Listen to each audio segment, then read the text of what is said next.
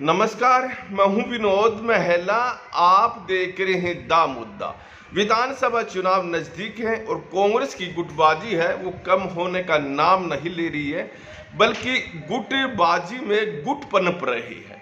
कुमारी शैलजा और पूर्व मुख्यमंत्री भूपेंद्र सिंह हुड्डा गुट में जो खींचतान है वो लंबे समय से चल रही है।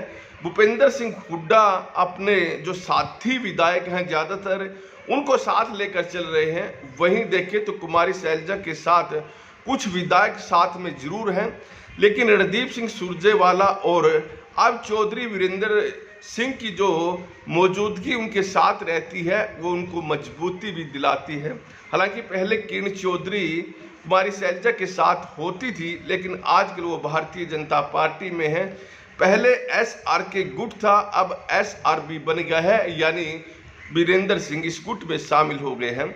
लेकिन अब ये जानकारी सामने आ रही है कि थोड़ा सा रणदीप सिंह सुरजेवाला कुमारी शैलजा से हल्की सी दूरी बना रहे हैं और अपने अलग से कार्यक्रम कर रहे हैं।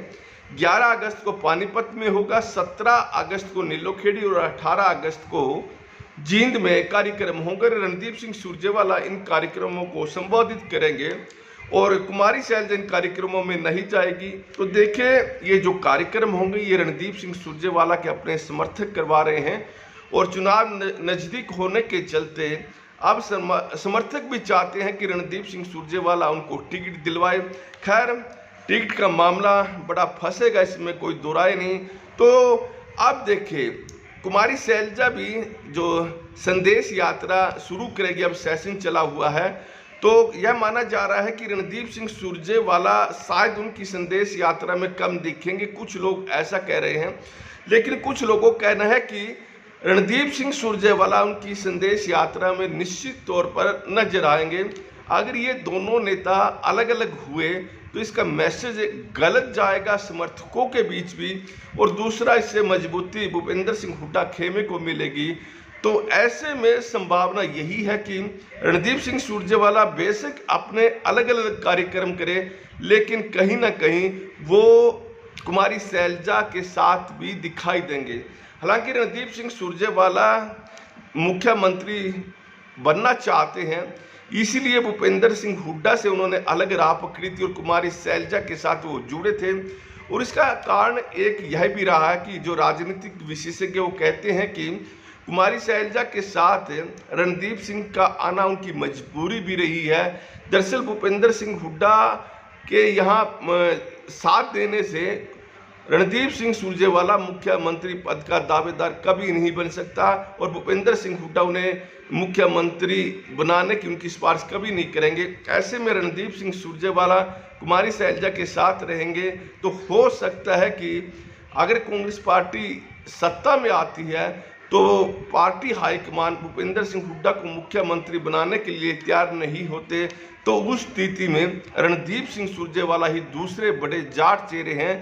तो देखें, कुमारी शैलजा ऐसी वर्ग से आती है और हरियाणा के अंदर ऐसी वर्ग के किसी चेहरे को मुख्यमंत्री बनाए ऐसा होता दिखाई नहीं दे रहा है। हालांकि राजनीति में कभी भी कुछ भी हो सकता है और जिस तरह सा कद कांग्रेस हाईकमान में कुमारी शैलजा का है, हो सकता है कि उन्हें भी मुख्यमंत्री का चेहरा बना दें। लेकिन कहीं ना कहीं रणदीप सिंह सुरजेवाला के दिमाग में यह बात तैर रही है कि कुमारी शैलजा को शायद मुख्यमंत्री नहीं बनाए। अगर बात भूपेंद्र सिंह हुड्डा के बाद किसी नेता की आएगी तो रणदीप सिंह सुरजेवाला की हो सकती है। खैर, ये अपने काल्पनिक की जो राजनीति है यह रणदीप सिंह सुरजेवाला की हो सकती है।